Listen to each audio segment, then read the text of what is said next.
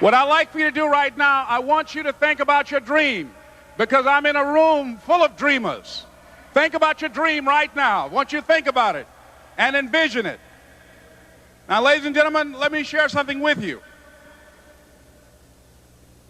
I do not believe that any of us have dreams that were not given to us for the purpose of accomplishing those particular dreams. And I want to share something with you that has changed my life. I started out, as was indicated by Jack, it's very humble beginnings. I don't know what that dream is that you have. I don't care how far-fetched it might appear to be. I don't care how disappointing it might have been as you've been working toward that dream. But here's what I know, that that dream that you're holding in your mind, that it's possible. Let's say that together, please. Say, it's possible. See, sometimes we can't say, I can do that.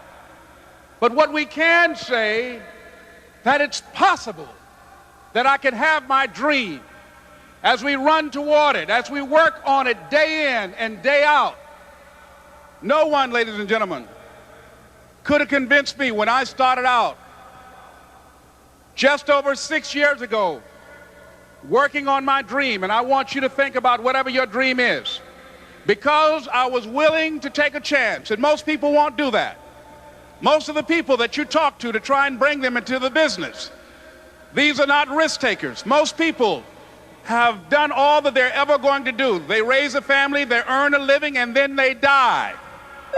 But people who are running toward their dreams, life has a special kind of meaning.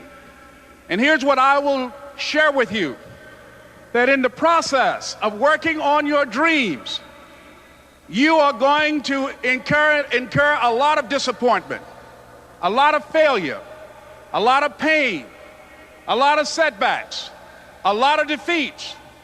But in the process of doing that, you will discover some things about yourself that you don't know right now.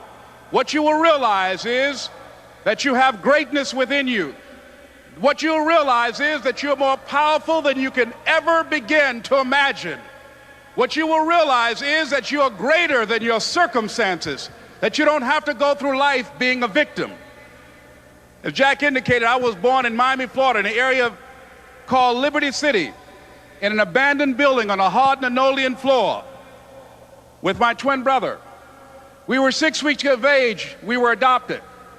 When I was in 5th grade, I was identified as EMR, labeled educable, mentally retarded, put back from the 5th grade into the 4th grade, and stayed in that category until I got out of high school. I don't have any college training, but I met a high school teacher who one day changed my life. I was waiting on another student, and when he came in, he said to me, young man, go to the board and write what I'm about to tell you. And I said, I can't do that, sir. And he said, why not? I said, I'm not one of your students. He said, it doesn't matter. Follow my directions now. I said, I can't do that, sir. He said, why not? I said, because I'm educable, mentally retarded. And he came from behind his desk and he looked at me. He said, don't ever say that again. Someone's opinion of you does not have to become your reality.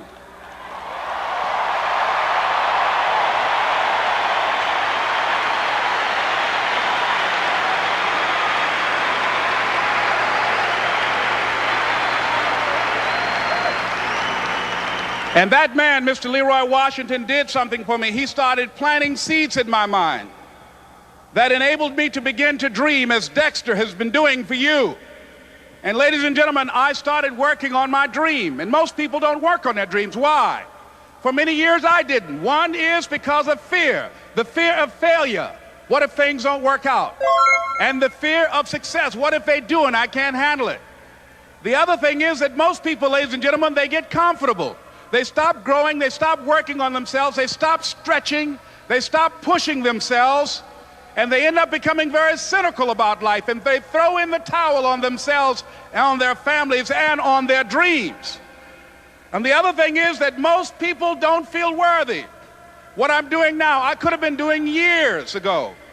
But because I did not have a college education, because I didn't believe in myself, Because I allowed other people's opinion of me to control my destiny, I didn't act on my ideas.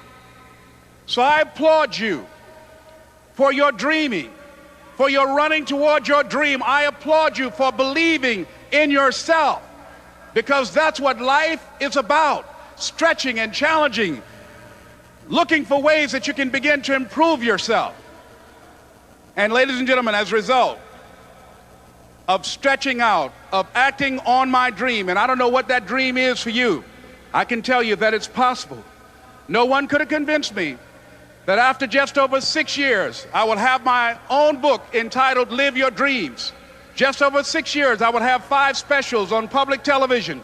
Just over 6 years, I've done motivational speaking for AT&T, Procter & Gamble, McDonald's Corporation, Xerox, IBM. Just over 6 years.